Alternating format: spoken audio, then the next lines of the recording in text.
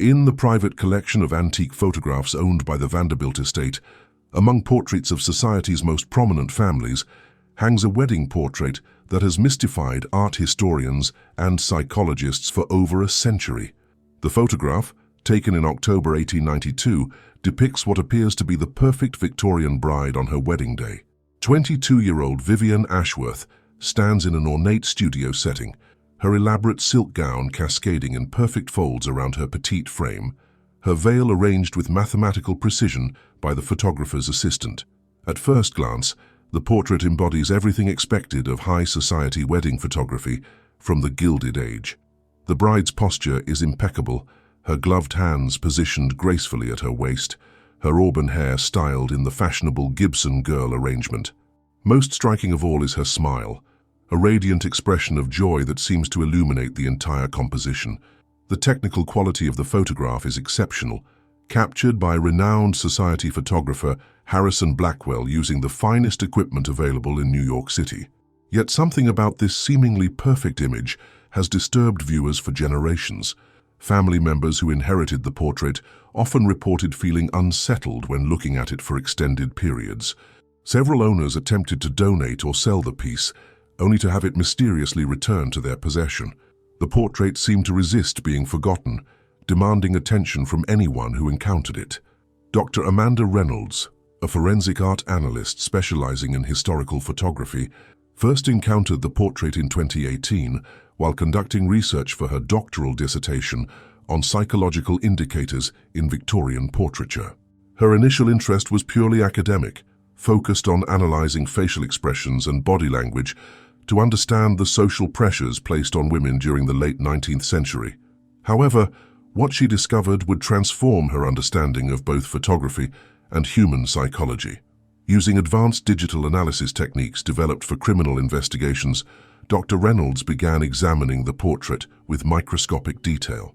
Modern technology allowed her to enhance and isolate individual elements of the photograph in ways that would have been impossible when the image was created.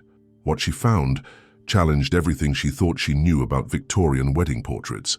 While Vivienne Ashworth's smile appeared genuine and joyful in the overall composition, close examination of her eyes revealed a completely different story. The pupils showed signs of extreme dilation, consistent with someone experiencing intense fear or trauma.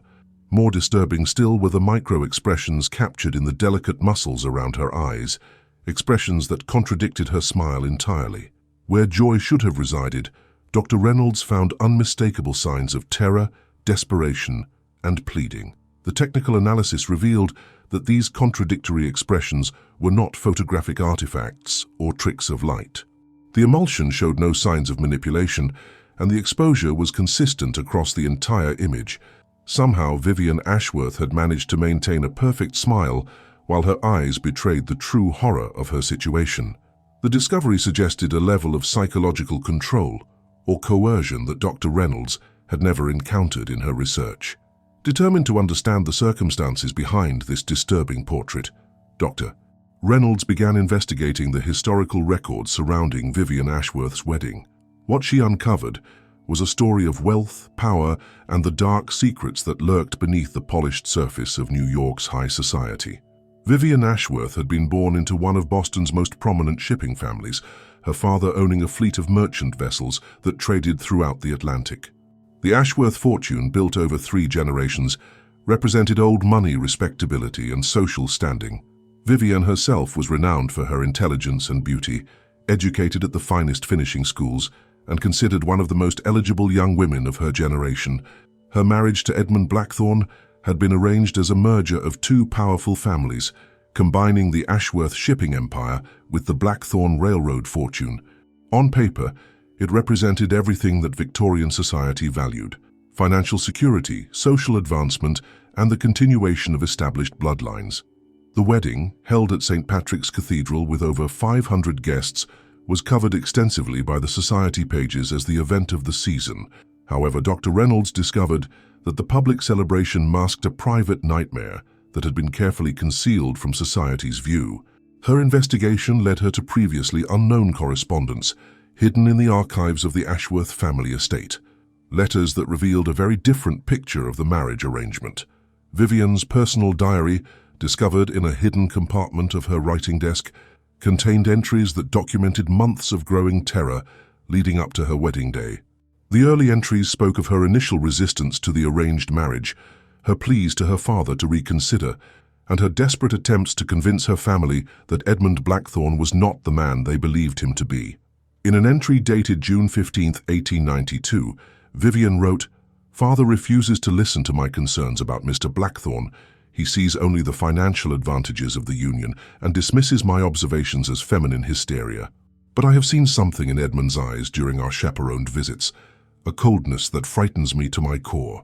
He speaks of our future together with such possessiveness as if I were merely another acquisition for his collection. When he touches my hand, I feel as though ice water flows through my veins." As the wedding date approached, Vivian's entries became increasingly desperate. She described Edmund's growing control over her daily activities, his insistence on approving her social engagements, and his disturbing habit of appearing unexpectedly at locations where she had planned to be alone. Most alarming were her accounts of his violent temper when challenged or contradicted, incidents that he managed to conceal from her family and social circle. Dr. Reynolds also uncovered medical records from Dr. Harrison Whitmore, the family physician who had treated Vivian during the months before her wedding. His confidential notes, preserved in the archives of New York Presbyterian Hospital, painted a picture of a young woman suffering from what would now be recognized as severe anxiety and trauma. Dr. Whitmore documented unexplained bruises on Vivian's arms and shoulders, injuries that she attributed to clumsiness, but which followed patterns consistent with forceful gripping. The physician's notes revealed his growing concern about Vivian's mental state as her wedding approached. He wrote, "Miss Ashworth exhibits signs of profound distress that she attempts to conceal from her family. Her physical symptoms suggest chronic stress and fear, yet she maintains a facade of composure that is remarkable in its consistency. I fear that she is trapped in circumstances beyond her control, but my attempts to discuss this with her father have been rebuffed as medical overreach." Most disturbing of all was Dr. Whitmore's final entry regarding Vivian, dated just 3 days before her wedding. "Patient exhibits signs of complete psychological dissociation. She speaks of her upcoming marriage as if describing events happening to someone else entirely. When asked directly about her feelings, she responds with perfectly rehearsed phrases that bear no connection to her obvious emotional state. I believe she has developed a protective mechanism that allows her to separate her conscious mind from her physical reality. This level of psychological defense suggests trauma far beyond what she has disclosed." Dr. Reynolds' investigation revealed that Edmund Blackthorne had a carefully hidden history of violence and control that his family's wealth and influence had successfully concealed. Private investigators hired by the Ashworth family after Vivian's death uncovered a pattern of behavior that stretched back to his adolescence. Servants from the Blackthorne household had reported incidents of cruelty to animals, explosive rages directed at staff members, and disturbing obsessions with controlling the behavior of others. The most damning evidence came from Edmund's first wife, Catherine Morrison, who had died under mysterious circumstances just 18 months before his engagement to Vivian. Official records listed Catherine's death as consumption, but Dr. Reynolds discovered that the attending physician had noted numerous unexplained injuries and had privately expressed doubts about the official cause of death. The physician's personal correspondence, found in his family's estate, revealed his belief that Catherine had died from injuries sustained during what he termed sustained physical correction by her husband. Edmund's pattern of behavior extended beyond his marriages to his business dealings and social relationships.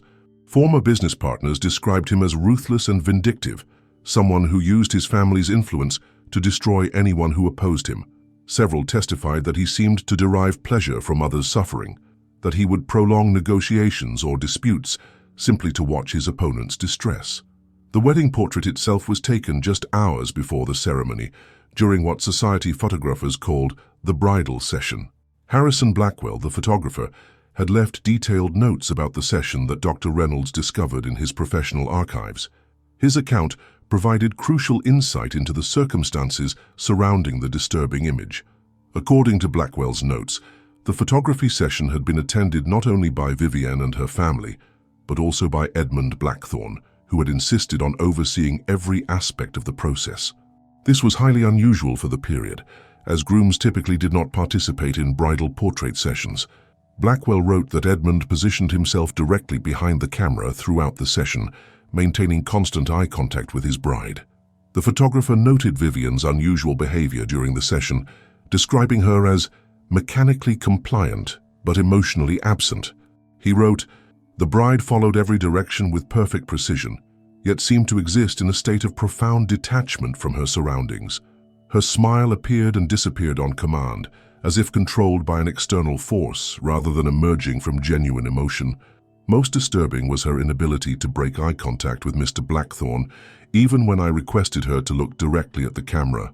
Blackwell's most revealing observation concerned the moment when the final portrait was captured. "As I prepared to take the formal bridal portrait, I noticed Mr. Blackthorne lean forward and whisper something to his bride. The change in her expression was immediate and terrifying. While her smile remained perfectly in place, her eyes filled with such terror that I nearly abandoned the session entirely. However, Mr.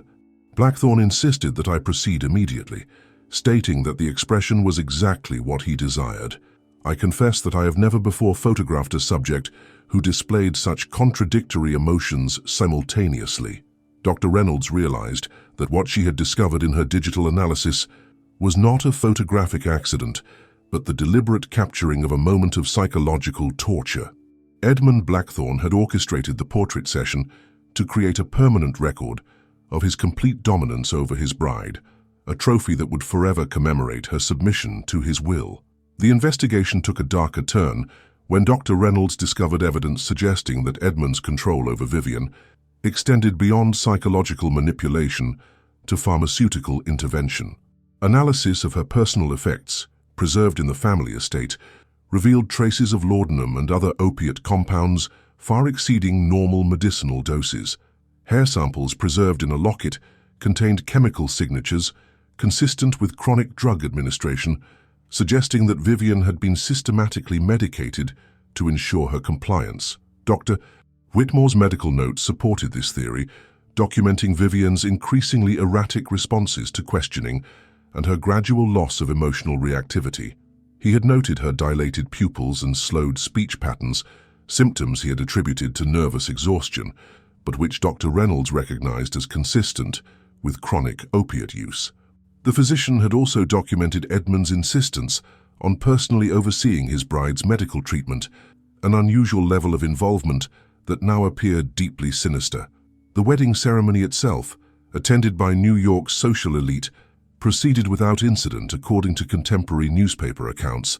However, Dr. Reynolds discovered private correspondence from wedding guests that revealed disturbing observations about the bride's behavior. Several attendees noted Vivian's mechanical responses during the ceremony, her apparent inability to speak without prompting, and the way she seemed to exist in a dreamlike state throughout the proceedings. Mrs. Elizabeth Hartwell, a family friend who had known Vivian since childhood, wrote to her sister the day after the wedding, "I scarcely recognized dear Vivian during the ceremony. She moved and spoke as if controlled by invisible strings, her responses perfectly timed but utterly lacking in genuine emotion. When I embraced her after the ceremony, her body felt cold and rigid, as if she were already more ghost than woman. I fear that whatever spirit once animated our dear friend has been thoroughly extinguished." Vivian's fate after the wedding was as tragic as her circumstances before it. She died just 7 months after her marriage, officially from complications related to childbirth, though no record of a living child was ever found. The attending physician's notes, which Dr. Reynolds obtained through historical medical archives, revealed that Vivian had been found dead in her bedroom at the Blackthorne estate, under circumstances that defied medical explanation. Dr. Samuel Morrison, the physician who examined Vivian's body, wrote a confidential report that was never filed with official records but was preserved in his personal papers. According to his account, Vivian showed no signs of recent childbirth, no evidence of pregnancy complications, and no indication of natural causes of death. Instead, he found evidence of severe malnutrition, chronic sleep deprivation, and what appeared to be systematic physical abuse that had been carefully concealed from public view. Most disturbing was Dr. Morrison's description of Vivian's final state. The deceased maintained the same mechanical smile that had characterized her appearance during life, yet her eyes remained wide open, fixed on some distant point, with an expression of absolute terror. I have never before encountered a corpse that displayed such contradictory features. It was as if death had frozen her in the same state of psychological torture that had defined her brief marriage. The investigation revealed that Edmund Blackthorne had anticipated questions about his wife's death and had prepared elaborate explanations that satisfied both the authorities and social expectations. He played the role of the grieving widower with such convincing grief that even Vivienne's own family accepted his version of events. He remarried within 2 years, this time to 17-year-old Margaret Whitmore, whose own death 3 years later followed a remarkably similar pattern. Dr. Reynolds discovered that Edmund Blackthorne had ultimately married 5 times, each wife dying under mysterious circumstances within a few years of marriage. Each death was officially attributed to common ailments of the period: consumption, childbirth complications, or nervous exhaustion, but the pattern was unmistakable to modern analysis. The Blackthorne family's wealth and influence had successfully concealed a serial pattern of domestic violence and murder that spanned over 2 decades. The wedding portrait had remained in the Blackthorne family collection for nearly 30 years after Vivienne's death, displayed prominently in the main hall of their estate. However, servants and visitors consistently reported feeling disturbed when viewing the image. Several maids refused to clean the room containing the portrait, claiming that Vivienne's eyes seemed to follow them and that they could hear faint sounds of crying when alone with the image. The portrait's disturbing effects were not limited to household staff. Family members and guests reported experiencing nightmares after extended exposure to the image, dreams in which Vivienne appeared to them, still wearing her wedding dress but with tears streaming down her face. In these dreams, she would attempt to speak but could only move her lips silently, as if her voice had been permanently stolen. Edmund Blackthorne himself seemed to develop an obsessive relationship with the portrait as he aged. Servants reported that he would spend hours standing before the image, engaging in one-sided conversations with his dead wife's likeness. During these sessions, he would alternate between expressions of tenderness and sudden bursts of rage, as if reliving the psychological torture he had inflicted during their brief marriage. The portrait disappeared from the Blackthorne estate following Edmund's death in 1923, only to resurface decades later in various private collections. Each subsequent owner reported similar experiences: an initial fascination with the image's technical beauty, followed by growing unease and disturbing dreams. The portrait seemed to resist being forgotten, drawing attention from anyone who encountered it and leaving lasting impressions that defied rational explanation. Dr. Reynolds' analysis revealed that the portrait contained layers of psychological complexity that extended beyond its historical significance. Modern psychological evaluation suggested that viewers' reactions were triggered by their subconscious recognition of the contradictory emotional signals present in Vivienne's expression. The human brain, when confronted with a smile that contradicted the terror visible in the subject's eyes, experienced a form of cognitive dissonance that manifested as unease and disturbing dreams. However, the portrait's effects appeared to extend beyond simple psychological reactions. Dr. Reynolds documented numerous cases of viewers who had no knowledge of Vivienne's story, yet reported remarkably consistent experiences. Dreams of a woman in a wedding dress pleading for help, sudden feelings of claustrophobia when viewing the image, and an overwhelming sense that they were witnessing an ongoing tragedy rather than viewing a historical artifact. The investigation took a personal turn when Dr. Reynolds began experiencing her own disturbing reactions to prolonged study of the portrait. She documented changes in her sleep patterns, increasing anxiety when working alone, and a growing obsession with uncovering every detail of Vivienne's story. Most disturbing were the dreams that began occurring with increasing frequency, dreams in which she found herself standing in the photographer's studio, watching as the portrait session unfolded. In these dreams, Dr. Reynolds could see and hear everything that had been invisible to the camera: Edmund's whispered threats, Vivienne's silent pleas for help, and the photographer's growing horror at what he was being forced to document. She watched as Vivienne's spirit gradually separated from her physical body, retreating to some internal sanctuary, while her flesh continued to perform the role of the perfect bride. Dr. Reynolds' most disturbing discovery came when she used advanced facial recognition software to analyze the micro-expressions in Vivian's eyes. The technology, designed to detect deception and emotional states in criminal investigations, revealed that Vivian's expression contained elements that the software classified as impossible.